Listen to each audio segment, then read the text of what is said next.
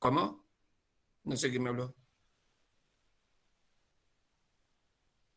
Que voy a tratar de que esa clase sea una clase de consulta al final cuando tienen que hacer el trabajo práctico final y podamos hacer una corrección presencial. Vamos a ver si puede ser clase. Y la entrega de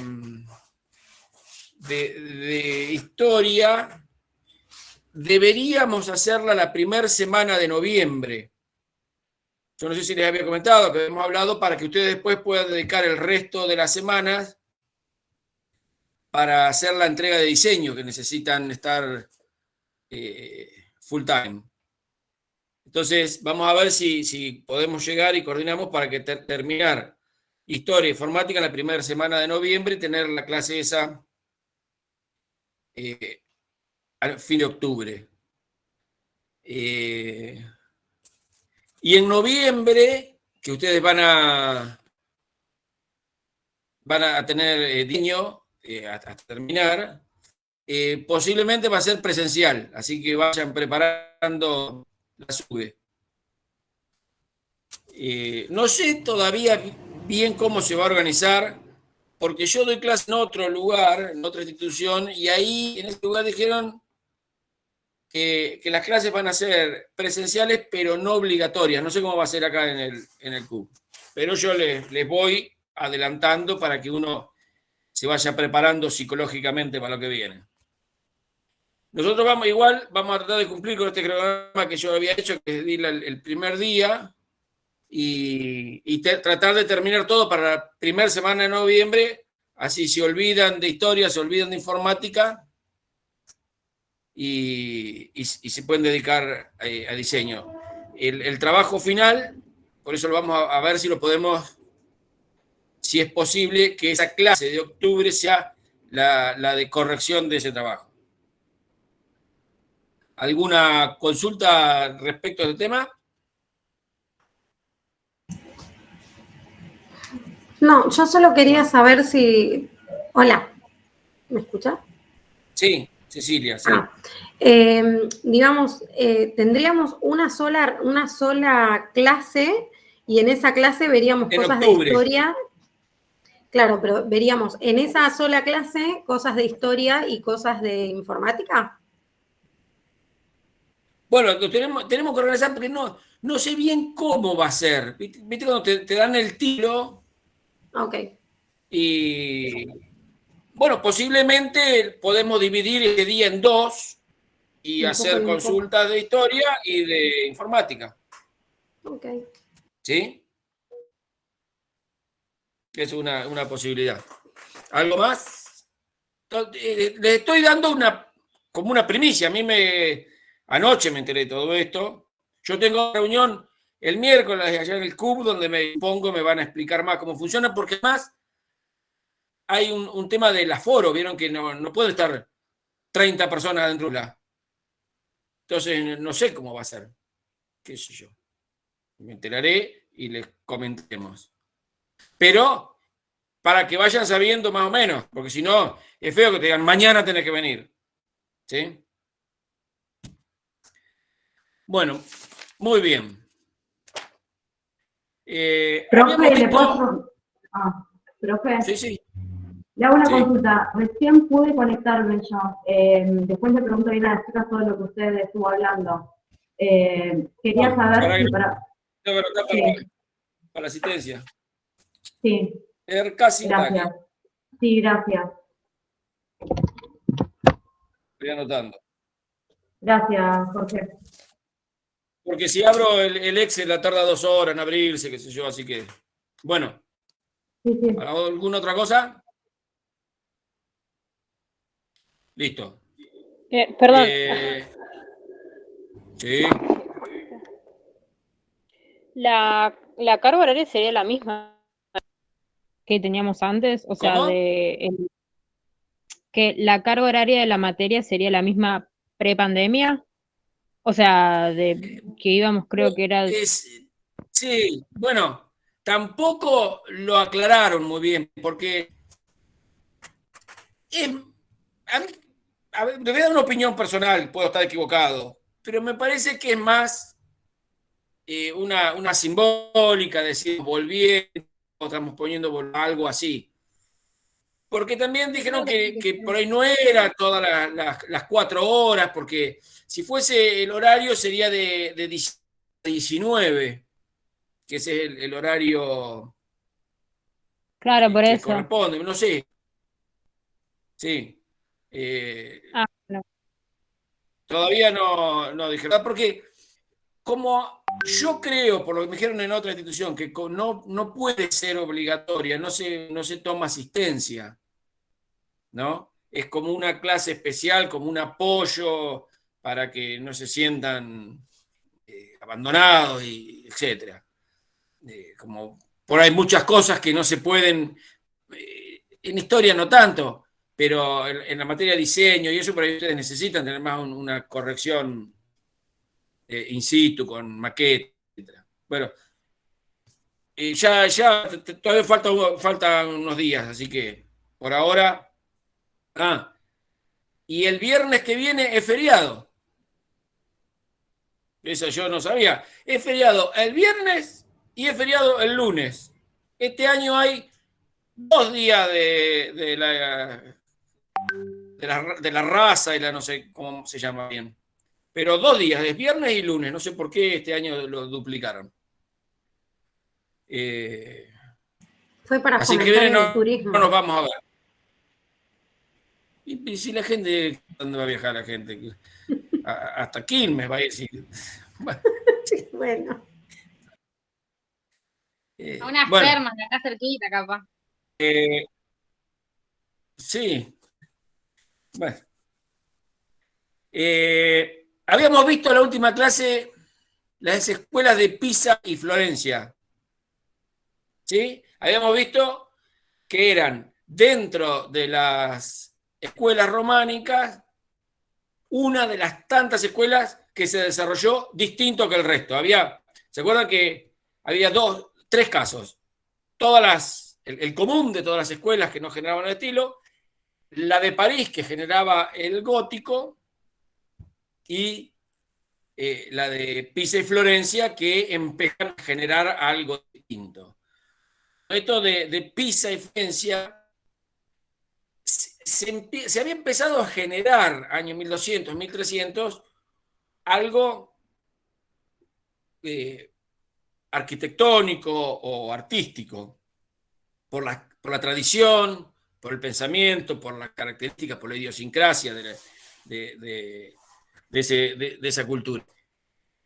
Pero en realidad lo que termina de definir y de volcar la historia es la aparición de un nuevo factor de poder en la sociedad, que es el capital. O sea, hasta ahora nosotros vimos que el poder estaba en manos de dioses, de religiosos, de militares, de reyes, de nobleza, de señores feudales, pero nunca habíamos visto que el poder estuviese en manos de alguien que tenía poder solamente por la virtud de tener el poder del capital, de la billetera. Esto que hoy para nosotros no es tan extraño, no estamos más acostumbrados al capitalismo. Pero imagínense que en 1400 es toda una novedad y que desacomoda a todo el mundo. ¿Y cómo se da esto? O sea, con aquel punto de partida de Santo Tomás de Aquino, de que ahora no era necesario despojarse de los bienes, uno con el 10%, que era el diezmo, ya cumplía como cristiano, permite que empiece la vida comercial, se generan rutas comerciales, intercambios, empieza a generar comercio y intercambio cultural. Y en la península itálica se da algo muy particular que se llaman las repúblicas marineras, ¿no? Que se dedican al comercio en el Mediterráneo y que esto lentamente empieza a generar como una nueva clase social que se llama la burguesía, ¿no? Que hasta ese momento existía la nobleza, el clero y el resto del pueblo. esta división nueva hace que este grupo de la burguesía que tienen el capital sean quienes tienen un nuevo poder sobre otra parte de la sociedad que justamente es lo que más adelante se llamará el proletariado o los trabajadores o como sea. Estas repúblicas marineras lentamente se van a transformar en lo que son las ciudades-estados, porque cada una de estas familias era como que dominaba una ciudad. Y esas ciudades después se van a transformar en una especie de principados, porque hay como una evolución, o sea, estos nuevos tipos que tienen poder, tienen su ejército, tienen su flota para comerciar, tienen su industria, fabrican objetos, venden por todo el Mediterráneo y tienen, digamos, su brazo armado para defenderse, etcétera, y son los que imponen el orden y la organización política, social y económica de cada una de estas ciudades. Por eso se forma una especie de principado. Si existían, si quedaban algunos nobles, o se habían generado en algunos lugares que venían de la época feudal, vamos a ver que los nobles se tienen que en un momento someter al poder económico y en otro momento los absorbe el poder económico. ¿Cómo los absorbe? Y la evolución es más o menos así. Los tipos hacen su capital, obtienen su poder, tienen lo que quieren, y después dicen, che, nos vendría bien un poquito de sangre azul en las venas, ¿no? ¿Cómo hacemos para que nosotros no nos digan que somos unos piojos resucitados y podamos codearnos con la nobleza? Y bueno, compremos unos títulos. Entonces empiezan a comprar títulos de conde, de duque, qué sé yo, y se transforman en la nueva nobleza, la nobleza del capitalismo. Esto no solo termina acá, porque después vamos a ver, 100 años después, que en un momento dice, pero sería importante también que tuviésemos algún acercamiento a Dios, ¿no? Ahora somos nobles, somos ricos, pero no tenemos. Bueno, entonces los Medici compran el trono papal, porque el capitalismo compra todo, y el trono papal llega a ser comprado, llega a ser vendido, o sea, ya a ese extremo, bueno, pues ya estamos en otra etapa más adelante, o sea, para ir avanzando y generando un nuevo mundo en la sociedad, o sea, un mundo totalmente nuevo. Nosotros estábamos, en la clase anterior estábamos casi en la Edad Media, viendo como grupos de familias de artesanos se organizaban, y ahora de golpe estamos en un sistema capitalista.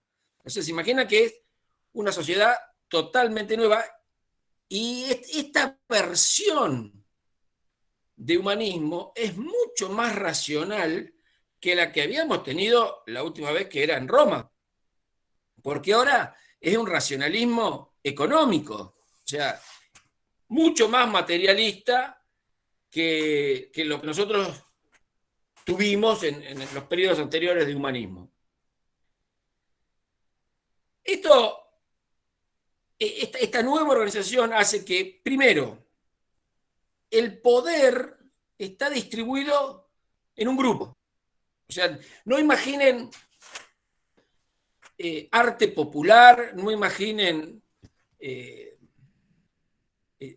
obras como había en el Imperio Romano, que era un estado que hacía obras públicas, etc. No, sino que vamos a tener un grupo de poderosos que entre ellos van a hacer la vida y los demás se acomodan.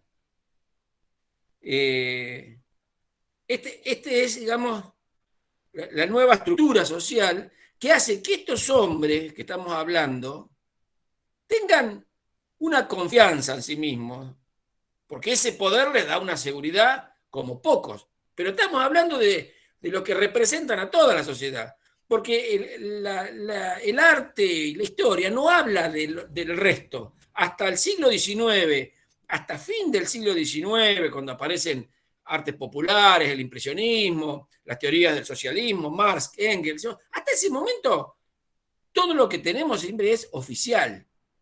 Arte oficial, todo, la cultura es oficial. ¿Qué vimos hasta ahora nosotros? Vimos son en la iglesia, o emperador, y son estos los que hacen arte. Cuando uno analiza Roma, y eso que Roma hacía obras obras del Estado para el pueblo, fue lo máximo. Ahora vamos a tener un grupo con mucho poder, muy seguros de sí mismos, que nosotros cuando analizamos y decimos, ¿cómo es este periodo del Renacimiento? Y bueno, es un periodo de mucha seguridad, de hombres que tienen el control absoluto de lo que pasa, de hombres que definen absolutamente todo, porque con la razón están convencidos que pueden dar respuesta a todo. El paradigma de la mente del Renacimiento es Leonardo da Vinci. Leonardo da Vinci es un tipo que dice, el hombre puede hacer todo. Entonces Leonardo da Vinci ve un pájaro y dice, el hombre puede volar, es una máquina para volar. Ve un pescado y dice, voy a hacer un submarino para que podamos andar. Y la mente del hombre puede obtener todo lo que de razón y de esa visión científica del mundo y de la naturaleza. Bueno, dentro de esto es que se ensambla esto que venía del antecedente histórico de la escuela de Pisa y Florencia, que ya tenía un sesgo racional con esa idea de organizar la fachada, de mostrar un orden, de que todo estuviese controlado. Quiere decir que no es casualidad que en este lugar se desarrolle fuertemente esta organización social, que es coherente con el pensamiento inconsciente y es coherente con ese arte que se venía generando. Ahora, nosotros teníamos... Perdón, Sí. una pregunta, profesor. Dijo coherente con el pensamiento inconsciente, dijo. No, con ese... Porque hay esa tradición. Vieron que nosotros comparamos la escuela de Pisa y Florencia con el resto de las escuelas románicas, y es distinto. Lo que vemos ahí es distinto. Hay todo como una organización racional. Quiero decir, y esto... Esperen que están ladrando los perros. Acá no, ¿eh? Y esto de... No, acá en mi casa. Bueno, Pero no los puedo poner en voz alta porque están allá afuera. Esta tradición que viene de sentirse herederos del Imperio Romano o algo así. Por eso es como es lógico que ese haya sido el caldo de cultivo para que se desarrolle el capitalismo. No estamos en un antecedente místico, posiblemente con una cultura como la griega ha generado otra cosa. Le decía, en el periodo de la Edad Media, nosotros teníamos que las obras se generaban por grupos de artesanos, estaban los gremios, las familias estas de los gremios que generan las obras, pero ahora cambia. Primero, porque todas las obras tienen un encargo. Hay alguien que encarga la obra. O sea, si uno dice, ¿cómo se hizo la Catedral de Notre Dame? Bueno, todo el pueblo trabajó para construir la catedral que los representa. Era de todos. Bueno, acá no. Ahora acá hay un tipo, supongamos, después vamos a analizar la iglesia de San Lorenzo, en Florencia. La iglesia de San Lorenzo, ¿por qué se llama iglesia de San Lorenzo? Porque la pagó Lorenzo de Medici. Entonces, háganme la iglesia de San Lorenzo porque es mía, porque yo soy Lorenzo de Medici y quiero mi iglesia que se llame San Lorenzo. Y el tipo ponía la plata y se hacía su iglesia. Y vamos a ver, la capilla Pazzi es la capilla de la familia Pazzi que pone la plata y se hace su capilla. Entonces, ahora hay un cliente. Esto revolucionario para la historia del arte. La obra tiene una función precisa por un encargo y se encarga a un personaje que es el responsable. Si había en Pisa y Florencia, había un autor, ¿se acuerdan que era Giunta Pisano? o Giotto, que sí que ahora no es el pueblo, sino que hay alguien que es el responsable de llevar adelante esa obra, y ese alguien es el que va a tener un cliente que le va a hacer un encargo, que va a cobrar por hacer la obra, ya no es más el arte por el arte, y que con el tiempo ese empleador va a decir, no, no, quiero que trabajes para mí nada más. Entonces aparecen los mecenas, ¿no? Entonces ya no hay un cliente, sino que hay un mecenas. Entonces yo contrato a fulano y vos trabajás para mí, me haces mi iglesia, mi palacio, me haces lo que necesite. Una escultura para mí, me pintás, lo que sea. Los artistas, entonces, también están aliados al pensamiento humanista y capitalista. O sea, no es que los artistas siguen funcionando, sino que los artistas son parte de este sistema que se genera en esta época y coinciden ideológicamente con su empleador o con su mecenas. Quiere decir que el arte, más que nunca, representará en su forma y o contenido esos ideales de la época. Nosotros vamos a ver, por ejemplo, la cuestión del límite. El límite va a ser una de las variables fundamentales, el límite y el control. Fíjese que les estoy hablando de arte, no del señor capitalista, que también pone un límite y tiene un control de la ciudad, de la gente. Estamos hablando del arte, que va a tener límite y control. En esta época, esto que yo decía antes, que la mente es capaz de responder a cualquier incógnita que le presente la naturaleza, hay cosas que el hombre no tiene respuesta. Entonces le inventa una respuesta, como sea, desde la razón. Por ejemplo, estamos hablando del año 1400, unos años después, 1492, es cuando Colón va a salir de viaje y le dicen en la escuela, no vayas porque hay un lugar que se acaba y hay piso y hay unas tortugas gigantes. Esa imagen que mostraban que le decían a Colón que en un lugar se terminaba. En un lugar se termina, no vayas para allá, te vas a caer a ese precipicio. O sea, aquellos que no tenían respuesta, desde la razón le inventaban una respuesta, pero ¿qué hacían? Ponían un límite. Decían, esto es hasta tal lugar, de tal forma, las cosas que están controladas. Si los artistas coinciden ideológicamente con el poder, es necesario que haya una base ideológica que sea común a todos, una base intelectual de pensadores humanistas y artistas humanistas. ¿Sí? Todo eso se va a transformar en un bloque cultural. Por eso surge un concepto que es la idea unitaria del arte, ¿no? La idea de que todo el conjunto artístico genera una unidad. Ahora, si todo es racional y todo puede ser analizado desde la razón, el arte también. Entonces, aparecerá un concepto de la transmisión de los conocimientos del arte. O sea, ¿de qué forma? Bueno, el arte se puede enseñar. Yo puedo enseñar a pintar, puedo enseñar a arquitectura, puedo enseñar pintura, escultura, yo puedo enseñar las técnicas, puedo enseñar la composición, yo puedo enseñar todo desde la razón. O sea, puede haber una escuela como esta que estamos nosotros, ¿no? Que es una escuela que enseña diseño de interiores.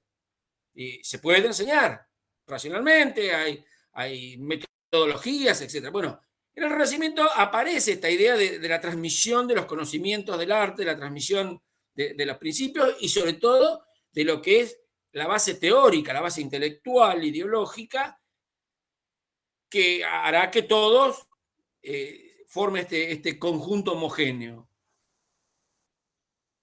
Si existe escuelas de transmisión de arte, habrá quienes se encarguen de transmitir, que van a aparecer teóricos del arte, que no solamente se van a encargar de la transmisión del conocimiento, sino que además van a ser quienes evalúen al arte y a los artistas. Van a ser, eso es lo que nosotros llamamos los críticos o los teóricos del arte. Y aparece la primera teoría del arte que escribe un señor que se llama Alberti. Esto es una concepción científica del arte, la teoría del arte. Y teoría del arte de además siempre hubo. Hay historiadores, hay críticos, hay teóricos. Pero el hecho de que haya un señor o un grupo de señores que cumplen esta función, también estos señores serán quienes evalúen y dirán cuáles se aproximan más a ese bloque ideológico, cuáles se aproximan menos, cuáles responden mejor, cuáles lo hacen con mayor jerarquía, etc. Entonces, aparece un valor agregado en el arte que no va a ser lo mismo fulano o mengano, dependerá de quién sea el que genera la obra, que desarrolla mejor esa base teórica. Entonces no es lo mismo contratar a Juan Carlos de acá a la vuelta que a Miguel Ángel Buonarroti. Miguel Ángel Buonarroti va a ser un poco que va a ser más caro contratarlo porque es el que todos consideran que mejor define las características del arte. Por eso aparece el concepto de que algunos son genios, algunos son mejores que otros, ¿no? En el arte. Eso, el día de hoy, hoy está medio desvirtuado porque este capitalismo que ha venido avanzando en la historia, a nosotros nos hace pensar que las cosas son mejores cuando son más caras, ¿no? En realidad, uno debería pensarlo al revés. Son más caras porque son mejores, pero bueno, es una forma de evaluar del capitalismo. El jugador de fútbol es mejor que el otro porque sale más caro. O fulano es mejor persona que el otro porque tiene una 4x4 y el otro anda en un Fiat 600, qué sé yo. Entonces, tenemos como un nuevo panorama totalmente distinto y moderno. Una forma que nos guste más o menos otro tema, pero moderno. Muy moderno y totalmente humanista. Como le decía que aparece esta teoría del arte, hay ciertos principios que definen al Renacimiento desde un punto de vista racional y teórico, que están incluidos, digamos, en esta teoría del arte. Yo le voy a mencionar algunos son paternales, pero algunos como para más o menos entender el concepto de lo que les estoy diciendo. Punto 1. El concepto de que la relación entre las partes, cuanto más simple, es mejor. Más grandiosa, dice Alberti. Cuanto más simple, más grandiosa. ¿Por qué? ¿Por qué es esto? Imaginen que yo les muestro en la pantalla 3 segundos una imagen y se la saco, y esa imagen es un cuadrado. Y ustedes rápidamente van a decir, sí, se trataba de un cuadrado, que va a ser mucho más rápido de comprender geométricamente que si les muestro un polígono, porque ahí ustedes dirían, ¿de qué se trata? ¿Es un octógono, un hexágono? Y ni hablar si es un polígono irregular. Quiere decir que el cuadrado yo lo leo y lo entiendo en mi percepción mucho más rápido que al rectángulo. ¿Por qué? Porque la relación del cuadrado es 1 a 1, lado, altura. Es 1 de lado, o lado sobre altura igual 1. En cambio, el rectángulo no. El rectángulo puede ser 1,5 o puede ser 2,3. Entonces, la relación de las partes, cuando más simple, Mejor. ¿Por qué? Para poder tener rápidamente la concepción de la forma y para poder tener el control. Entender rápido. En la arquitectura, en la concepción de los espacios, pasa exactamente igual. Ustedes entran a un aula de una escuela. Están 2 minutos, hablan, se van, y después yo digo, ¿cómo era el aula? Y me dicen, era cuadrada con una puerta y ventana. Pero rápidamente ustedes se dan cuenta cuando un espacio es cuadrado. Ahora, yo le digo, vayan a Unicenter, entren y salgan. ¿Cómo era el espacio? Y van a estar 2 horas haciendo garabatos y no van a dibujar nada. Porque el espacio es totalmente claro. Quiere decir que yo controlo, bueno, para la concepción del espacio de Unicenter hay toda una ideología atrás. Por eso es así. Acá hay una ideología para que el espacio sea lo más regular posible, para que yo tenga un control del espacio. Rápido. Entonces, las formas de la composición del espacio, de la pintura, de la escultura, tenderán a ser lo más simple posible, justamente por esta idea de control. ¿Se entiende esto? Sí. Punto 2. Eso también se ve en la arquitectura, ¿no? Sí, sí, por supuesto. En las En catedrales la que vimos la arquitectura, clase pasada también está. bueno, ahí el que vimos de la escuela de Pisa y Florencia aparece, está muy bien la observación, porque la idea de que aparezca la osatura y membrana es justamente para mostrarnos eso, que está todo en orden, porque esta es la preocupación del hombre del Renacimiento.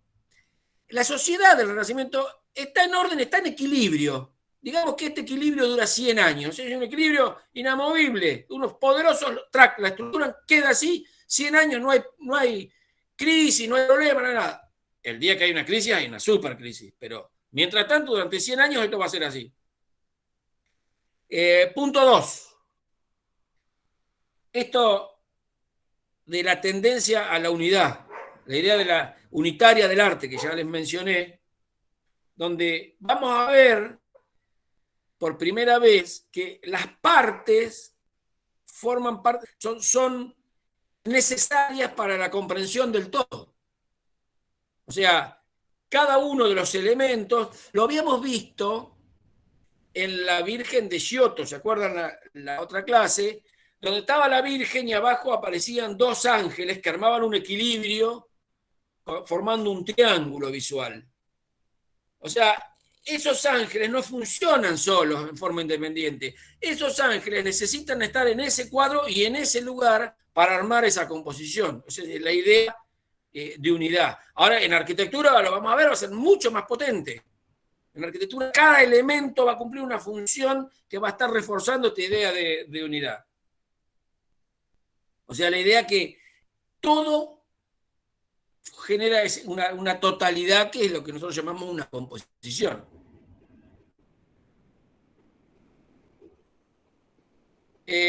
Tercero,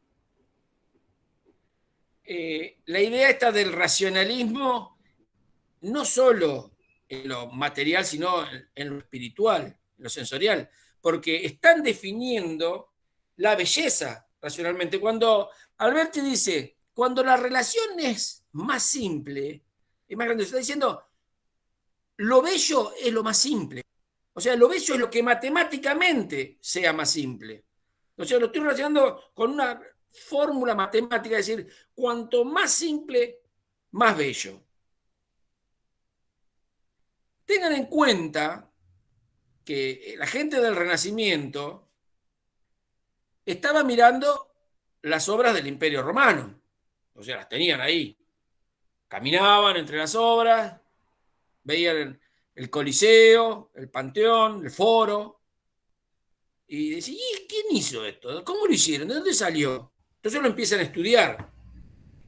Pero los tipos no van a tener acceso a Grecia para estudiar el Partenón, para estudiar el templo de Apolo, porque ahí está el Imperio Otomano, que invadió toda esa parte de Europa, Entonces van a estudiar el pasado mirando las obras de Roma. Y ustedes se acuerdan que Grecia fue una cosa con órdenes, etcétera, y Roma fue otra. No había órdenes, nada, pero estaban las columnas, pero no había órdenes. Pero ¿cómo están las columnas pegadas a la pared? Porque son pilastras. Bueno, es una versión, una interpretación de lo que fue Grecia, bueno, y ahora estos tipos intentan descifrar el pasado mirando Roma. Significa que van a llegar a conclusiones distintas. Para nosotros, bárbaro, porque si no sería un embole, volvemos a Grecia otra vez. Entonces, sentido. Cuarto punto.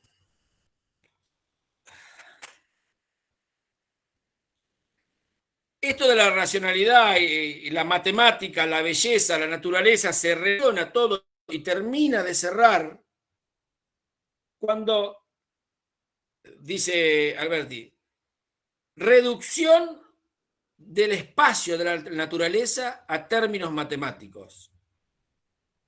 ¿Y qué está diciendo con esta frase? Está diciendo que el espacio de la naturaleza, el espacio, lo puedo representar si tengo en cuenta ciertas relaciones matemáticas. ¿Eso qué es? Eso para nosotros se llama método de perspectiva. O sea, ahora hay un método racional, línea horizonte, línea de tierra, verdadera magnitud, puntos de fuga, medidores, etcétera, todos los elementos que habrán visto en dibujo, que esos elementos sirven para representar un espacio en dos dimensiones. Traducir el espacio de la naturaleza a dos dimensiones. Esto es uno de los puntos más importantes. Primero, a partir de la aparición de la perspectiva, aparece la idea de proyecto arquitectónico. Ahora le encargan a un tipo de decir, a ver, Brunelleschi, vení, haceme la iglesia. Pero antes decime cómo la vas a hacer. No vayas a poner piedra ahí sin saber. Primero, haceme un proyecto que quiero ver. Entonces Brunelleschi se hace una perspectiva y se la muestra al tipo. Y dice, no, la quiero más alta, más baja, más blanca, más negra, qué sé yo, la cambio, ahora sí estamos de acuerdo, a construirla. Hay un proyecto. Si hay un proyecto, hay un arquitecto. Nace la profesión del arquitecto, que va a ser arquitecto y diseñador de interiores, porque hasta ahora el interior era el resultante del exterior. O sea, hasta ahora el espacio era la consecuencia de la forma, del volumen. Ahora el interior va a tener su lenguaje. Pero la aparición de la perspectiva, además, permite representar el espacio en dos dimensiones, como ya vimos que lo intentaba hacer Giotto, Giunta Pisano, etc. Quiere decir que ahora la pintura queda al nivel jerárquico de la arquitectura o de la escultura, porque puede representar a la naturaleza según las leyes de la naturaleza. Porque hasta ahora no podía, hasta ahora era simbólico, era plano. Todas las representaciones que vimos en la Edad Media, en Roma vimos esta idea que inventaban superposición de planos, pero nunca era totalmente naturalista. ¿Qué significa naturalista? Representarlo como están las cosas en el espacio, en la naturaleza, puedo representarlos en un plano. Ahora pueden. Quiere decir que ahora la pintura nace como un arte independiente. Ya lo vimos con Giunta Pisano, ¿se acuerdan que había que el cuadro tenía un marco y que no dependía de la arquitectura? Bueno, pero ahora la pintura va a tener una jerarquía del nivel de la arquitectura o de la escultura. ¿Por qué? Porque la tradición decía que la belleza está en la naturaleza y que había que representar la naturaleza según sus leyes. La pintura no podía. La pintura no podía, entonces quedaba en segundo plano. Era solamente ornamentación, representación, etc. Era un lenguaje. Ahora no. Ahora la pintura va a ocupar un lugar dentro del arte que tiene la misma jerarquía.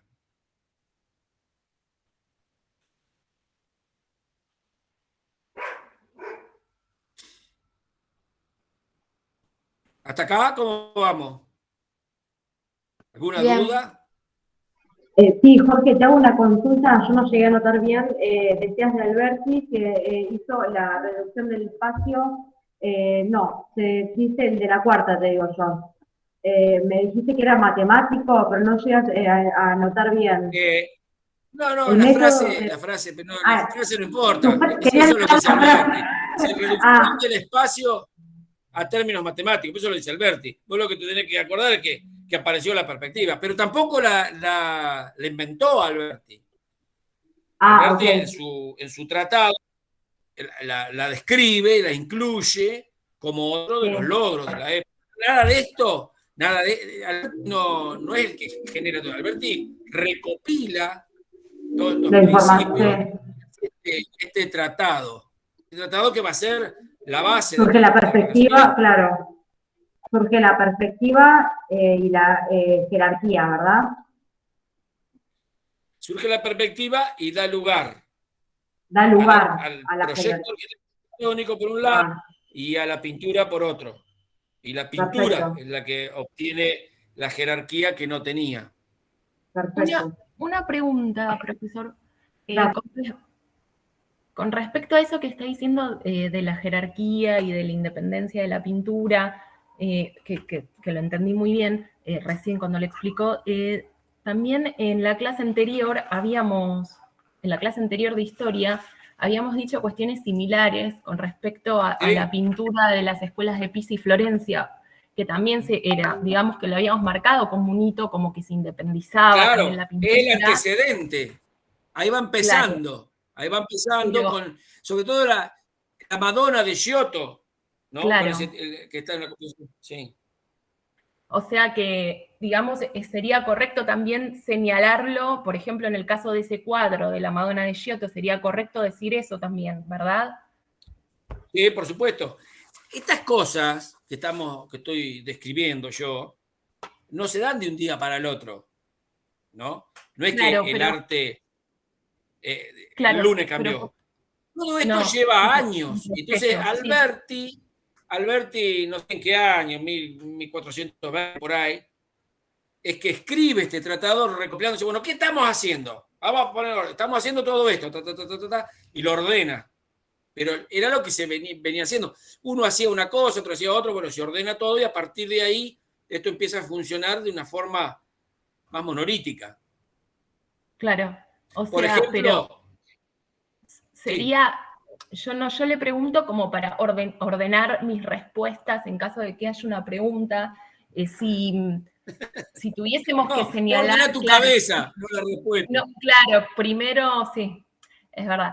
En caso de que se preguntara en qué momento o cuándo la pintura toma la jerarquía como arte, digamos, la respuesta sería en el Renacimiento. Pero bueno, lo Exactamente. anterior Sí, fueron antecedentes. claro. Digamos, Sí. sería así. Ah, está bien, perfecto. No, disculpe, Sí, pero porque no quería podés como, decir esto claro, empezó tal no día. podría Hay claro, otras, exactamente. Sí. hay otros periodos de la historia que sí son más contundentes los cambios, como por ejemplo el final del barroco y del absolutismo se da con la Revolución Francesa, ¿no? Y de la Revolución Francesa para atrás es una cosa, la Revolución Francesa para adelante es otra, porque la Revolución Francesa cambió todo el sistema político, social. Igual la Revolución Francesa no duró un día, o sea, el 14 de julio tomaron la Bastilla, pero la Revolución Francesa llevó 20, 30 años, tuvo la revolución, la contrarrevolución, después vino Napoleón y después recién vino la República. O sea, ni siquiera eso que es tan contundente cambia de un día para el otro. ¿Alguna otra duda? ¿Continuamos?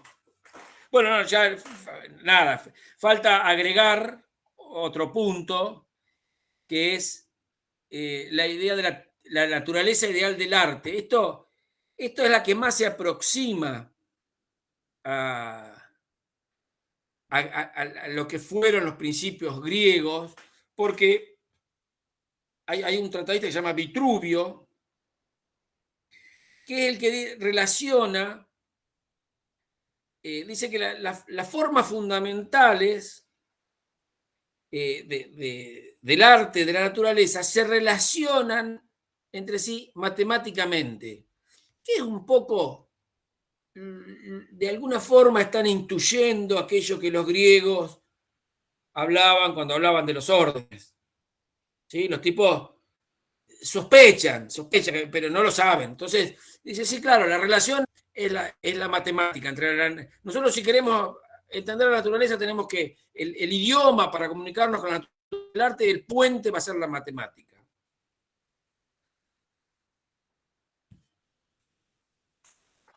Este tipo,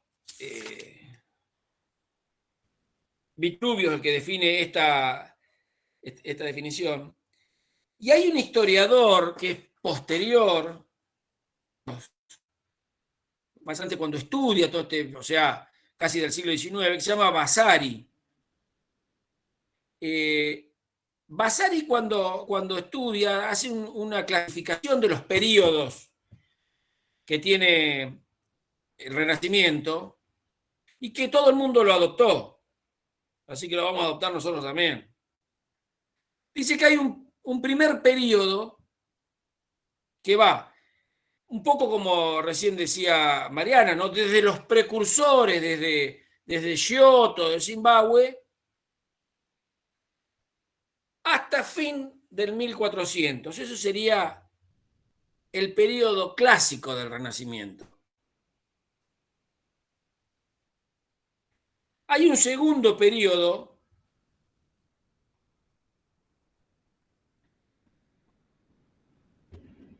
que tiene que ver con el Jorge, debilitamiento perdón. del capitalismo. ¿Qué Sí. fecha habías dicho el periodo clásico? No, fecha no. Dije, desde los precursores, desde Giotto, eso que vimos la clase pasada, ahí comenzaría, Hasta el hasta fin del 1400. 1400. Okay. Ponele todo el 1400, podrías decir. Todo el 1400 es este primer periodo, para simplificar. Pero fin del 1400, todo este sistema quedó, que fue equilibrado, que hubo estabilidad, que no hubo ningún cambio, entra en crisis. ¿Por qué? Porque justamente avanzan el Imperio Otomano del sur hacia el norte y del norte hacia el sur avanza el Gengis Khan. Entonces queda cortado el mundo y ya no hay más rutas comerciales y estos tipos vivían del comercio y ya es un peligro ahí. Por eso es que a Colón se le ocurre decir, bueno, voy a probar otras rutas. ¿Se acuerdan que en la escuela nos decían que iba a buscar especies? No solamente especies. Bueno, no es que se hizo todo un viaje para buscar orégano. Y ni tampoco fue espontáneo. O sea que imagínense que fueron avanzando hasta que se cortaron las rutas, habrán tardado en esa época, las guerras duraban 20 años. Bueno, la cuestión que cuando Colón sale de viaje y va a buscar las Indias y llega a América, Colón no salió ni de Pisa, ni de Florencia, ni de Venecia. Salió de Portugal en representación del Reino de España, con capitales que le dieron los Medici. Los Medici financiaban, pero duplicó el mundo. Imagínense la idea de que estaban preocupados por ver cómo llegaban hasta la India y descubren todo un medio planeta nuevo. Cambió todo. Cambió todo este sistema capitalista, se fue al diablo. Estos tipos dicen, pero nosotros que pensábamos que estábamos en el ombligo del mundo, porque estaban ahí en la península itálica, de golpe descubren que están en un patiecito interior, mundos enormes por afuera, que hay otros continentes. Entonces cambia absolutamente todo el equilibrio del mundo y empiezan a tener poder aquellos que tienen vista al mar. Portugal, España y después Inglaterra. O sea, estos se ven beneficiados con el nuevo planeta. Entonces, estos tipos que han sido tan poderosos de ser industriales y productivos y comerciantes, ahora son financistas, se dedican a prestarle plata para que hagan viajes. Y el mundo cambia. El mundo cambia totalmente. Y durante estos 100 años que duró este humanismo y este capitalismo, el hombre, como les comenté hace un rato, era el que tenía el poder, se sentía dueño de sí mismo y del mundo. Y una pregunta, ¿y Dios? Si hacía 100 años Dios era el que manejaba todo, la religión y qué sé yo, ¿qué pasó con Dios? Bueno, Dios está ahí, que nos acompañe, pero nosotros tenemos la billetera. Eso pasó durante 100 años. Cuando en 1492 Colón descubre América, vuelve, empiezan los viajes, qué sé yo, para el 1500 el mundo cambió. Entonces, estos tipos que se transforman en financistas, y hay unos cambios importantes en el mundo, pero hay dos papas, sobre todo Julio II y León X, pero sobre todo Julio II es un tipo que dice, esta es la mía, voy a aprovechar para reposicionar a la iglesia adelante de todos. La voy a reflotar y le voy a hacer que sea protesta otra vez. Entonces, se cambia la situación. Ese periodo de estos papas, Julio II es papa 10 años, desde 1503 a 1513. No importan los años, pero para que ustedes tengan una idea. Y lo sucede León X, que es desde 1513 hasta 1521. O sea que estamos hablando del año 1500 a 1520, 20 años. Este tipo, el Julio, que dice, bueno, yo voy a pasar ahora que la iglesia vuelva a tener el protagonismo que tenía, entonces se le ocurre un proyecto de hacer el epicentro de la religión cristiana, la capital del cristianismo. Es la idea que tiene el tipo de lo que ahora es el Vaticano, incluida San Pedro, Capilla Sistina y todo lo que incluye todo ese proyecto, ¿no? Que dura esos 20 años. Esos 20 años se llama el segundo periodo y se llama Alto Renacimiento, que tiene caras distintas al Renacimiento. Pero para llevar adelante todos los proyectos de consolidación de la Iglesia como institución, la estrategia de Julio II, necesitaba algo, que es plata. No se hacen gratis, más cuando ya hemos entrado a un mundo capitalista. Para eso hay un ideólogo que se llama Erasmo. Erasmo es quien fundamenta este periodo y genera algo. Nosotros veníamos de un periodo místico y vamos a pasar a un periodo humanista. Erasmo genera un pensamiento que se llama humanismo cristiano. El humanismo cristiano es como decir, inventé un club que se llama River y Boca, todos juntos. El humanismo era como decir, soy racional y místico. ¿De qué constaba esto? Y que todos estos proyectos había que pagarlos, entonces ahora tenían un fundamento ideológico para hacer un menú con una lista de precios. Entonces, tanto por el bautismo, tanto por el perdón, indulgencias tanto. Acá es cuando se venden los cargos. ¿Qué querés? ¿Un cargo de qué? De obispo, tanto. ¿Qué querés? Cardenal, tanto. Y entonces recaudan y pueden llevar adelante todos estos proyectos. Así se hace San Pedro y se hace todo. Se imaginan que terminan vendiendo después el trono papal más adelante. Esto que se genera, que estos 20 años que hacen todas estas obras de Vaticano, etcétera, no les cae muy bien a algunos del cristianismo. Dicen, ¿pero qué están haciendo esto? Hicieron un kiosco con la iglesia. Entonces hay un grupo que dice, no, nosotros la cortamos con ustedes. Ustedes están haciendo un lío bárbaro.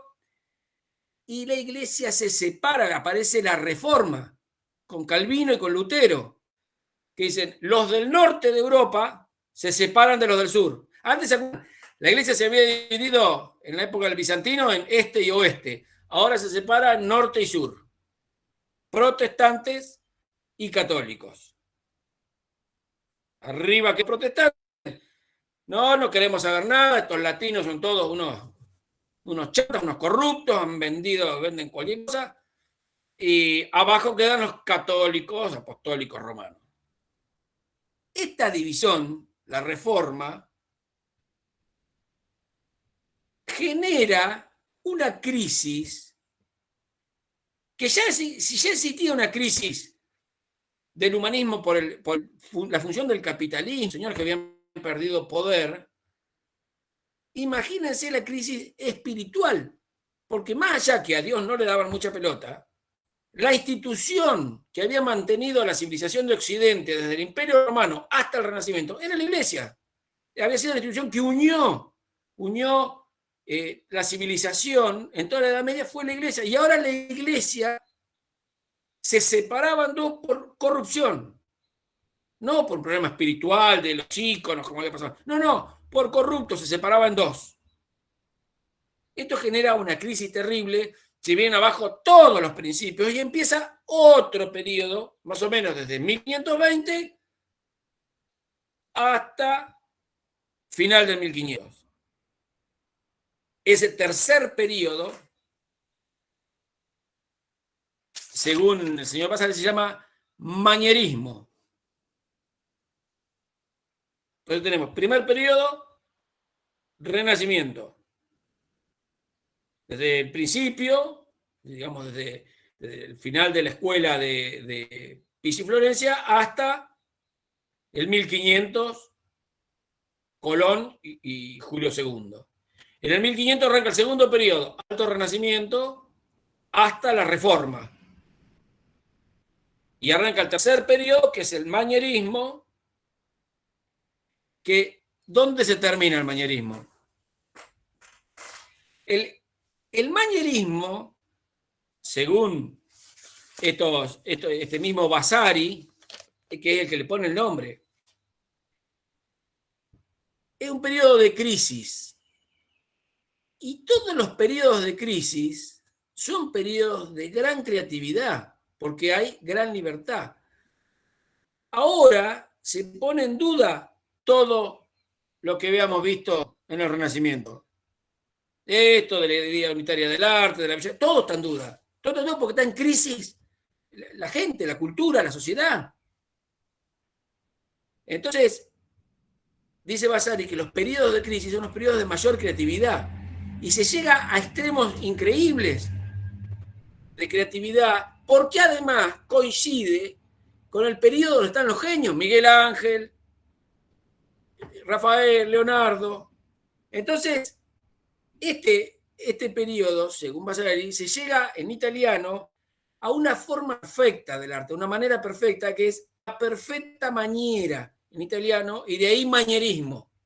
No es que los tipos eran mañeros, es de manera perfecta, a perfecta manera. De ahí el manierismo, este tercer periodo, que es un periodo increíble, fantástico.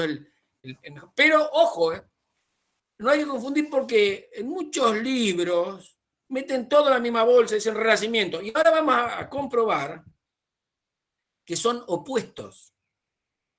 Porque si el Renacimiento está preocupado por mostrar el control, el equilibrio, los límites, porque la sociedad era así, imagínense que una sociedad en crisis no va a mostrar lo mismo, va a mostrar lo contrario. Entonces no hay que confundir uno con otro. Es todo lo mismo, pero son opuestos. O sea que podríamos decir que, perdón, el Renacimiento se divide en 3 periodos, esto que estamos diciendo, que estamos hablando ahora. Sí. El Renacimiento propiamente dicho, 1400. Todo 1400. Pero hay 3 periodos claves que marcan el inicio, cómo empezó, el punto culmine y después cómo fue decantando todo. No es exactamente así. Los primeros 100 años es el Renacimiento clásico, con toda esta aparición de estos nuevos conceptos, del nuevo arte, qué sé yo. que es espectacular. Después un periodo intermedio, que es el Alto Renacimiento, que es este periodo donde la Iglesia se transforma en el cliente del arte, que es Julio II, que es el Alto Renacimiento. Y después viene un periodo fantástico, no es que se viene todo abajo, viene un periodo fantástico donde la creatividad es creada, porque desde un punto de vista artístico, a mí hoy no me interesa que estaban en crisis y tenían problemas, porque qué pasa con Calvino, con Lutero, con el Papa Julio II. A mí me interesa el arte, y el arte es espectacular en este tercer periodo, porque están representando esos periodos de crisis que son los periodos de mayor creatividad. O sea, ahora después vamos a comparar algunas obras y cuando tengan algunos ejemplos van a terminar de cerrar el concepto. Profesor, Le decía, sí. perdón, una pregunta. Entonces, para decirlo, si lo tuviéramos que expresar, Renacimiento no lo usaría, o sea, diríamos manierismo para esa época y Renacimiento para lo anterior. Así sería, ¿verdad? De 1400, sí. Hasta 1400 se utiliza, digamos, propiamente la palabra Renacimiento, y después, si bien fue, digamos, un periodo culminante de hasta 1500, o sea, discúlpame, no hasta 1400, todo el 1400. ¿Sí? ¿Y el manierismo hasta qué época? O sea, ¿cuándo empieza? ¿En qué época? En 1520, pero la en reforma. En el medio no está el Alto Renacimiento. De 1520 a 1500, 1500. 1520. De 1500, claro.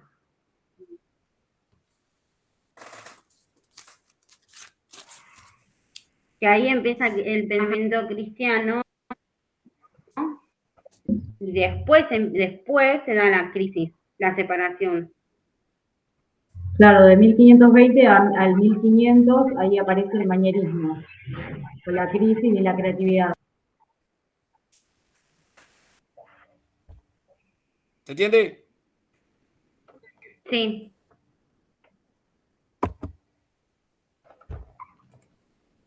Este es el pizarrón que tengo acá. ¿Sí? De 1400 a 1500, Renacimiento. 500, 520, Alto Renacimiento. 1520, 1600, manierismo. Perfecto. Sí, perfecto. Sí. ¿Puedo borrar pizarrón? Sí. Sí. ¿Por qué? ¿Por qué se acaba el manierismo? Porque se acaba la crisis. Pero ¿cómo se acaba la crisis? Eso es loco.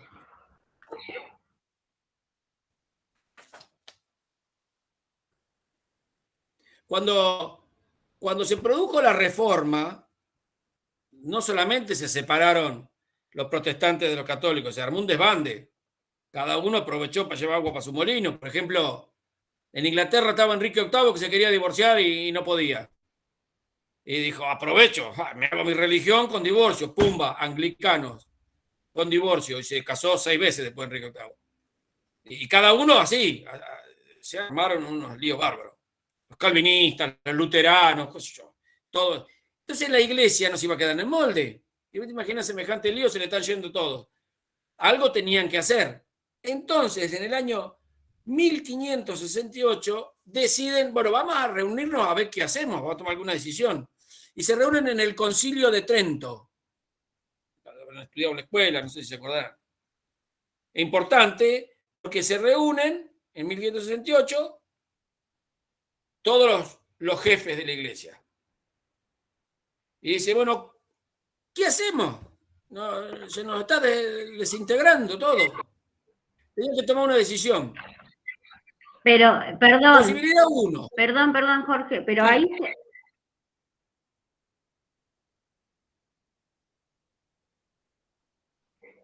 los protestantes del norte se reúnen todos. No, los católicos. Los protestantes ya se fueron, se reúnen los católicos. Para que no se les separe más gente. Concilio de Trento, después googlealo.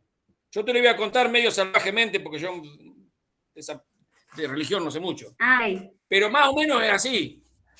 Se reúnen todos y dicen, ya, tenemos que hacer algo. ¿Y qué podemos hacer? Bueno, hay dos posibilidades. Una,